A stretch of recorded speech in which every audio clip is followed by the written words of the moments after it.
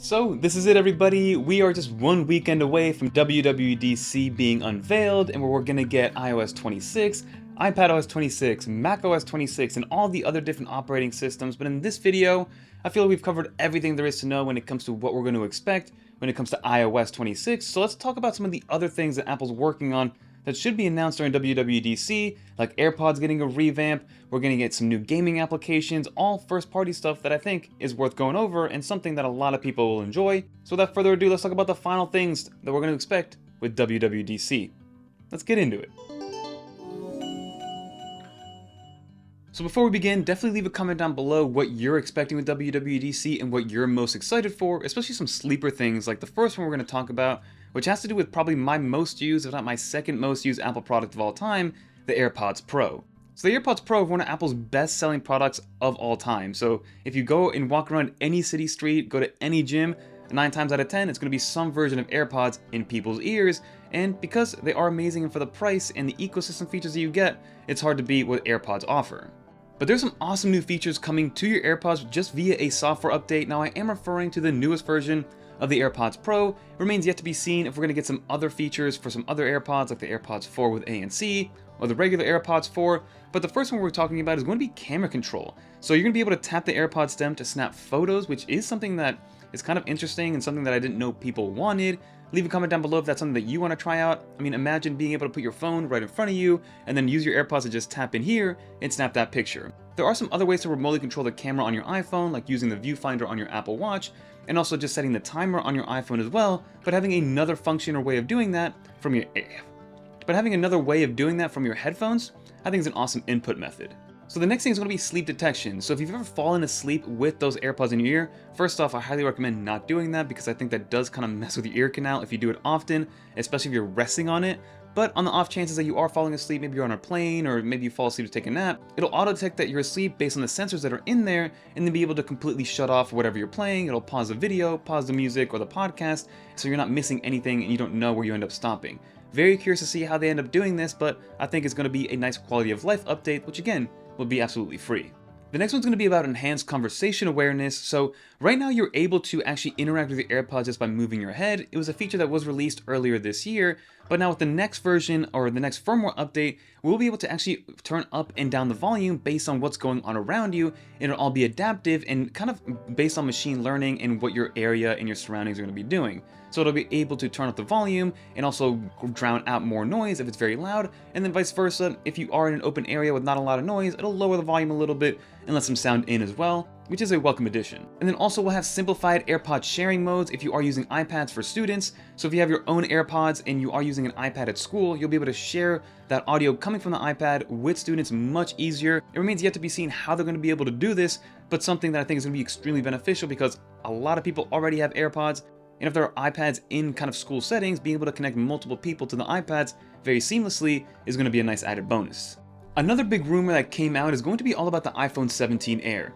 Now we shouldn't expect this until September, but the way that Apple's positioning this iPhone 17 Air, this ultra slim model, is going to be based on a couple of things. We don't really know where it's going to fit, if it's going to be a lower end model, higher end model will kind of sit right in the middle and replace that iPhone Plus model, which is what I think is going to happen. So expect it to be around $1,000, I believe, to start off, or maybe $900. We'll see exactly how that goes, but one big thing here is going to be the display. So we do know that this is going to be a 120 Hz display, but it might not be a ProMotion display. The difference here is that they're not synonymous with each other. Because you are 120 Hz doesn't mean you are ProMotion. What makes it a ProMotion display on the Pro level iPhones right now and on the Pro level iPad is going to be the variable refresh rate. So you're able to go down all the way to 1 Hz, especially when you are using the always on display, and then it adapts based on whatever you're viewing. If you're watching at 30 FPS, playing games at 120 FPS, it'll adjust that, especially when you are also just moving around the screen to make it a lot more fluid. It looks like the iPhone 17 Air will be 120 Hz, but lack that adaptability of being able to have that variable refresh rate.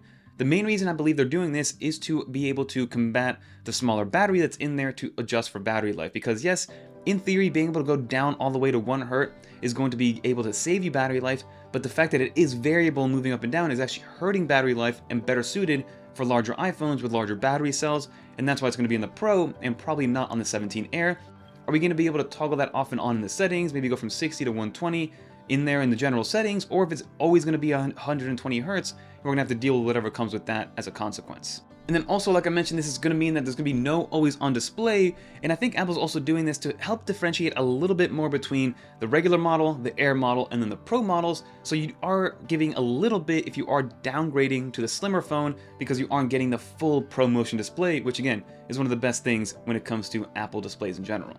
The next thing I want to talk about is that Apple is going to introduce a new first-party application that's going to replace the Game Center kind of feature and settings menu, because if you guys have played any Apple Arcade or any Apple application game that's on the App Store, most of them are integrated with something called Game Center. Now, it's kind of been an afterthought and it's been around for a very long time.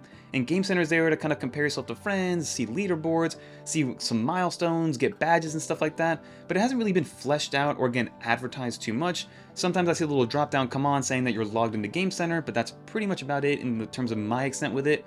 So now Apple's creating a standalone application that will replace Game Center, give you a lot of that similar functionality, but also be kind of a viewpoint into Apple Arcade and really focus into that demographic in terms of being able to get Apple Arcade to the masses and in the hands of more people.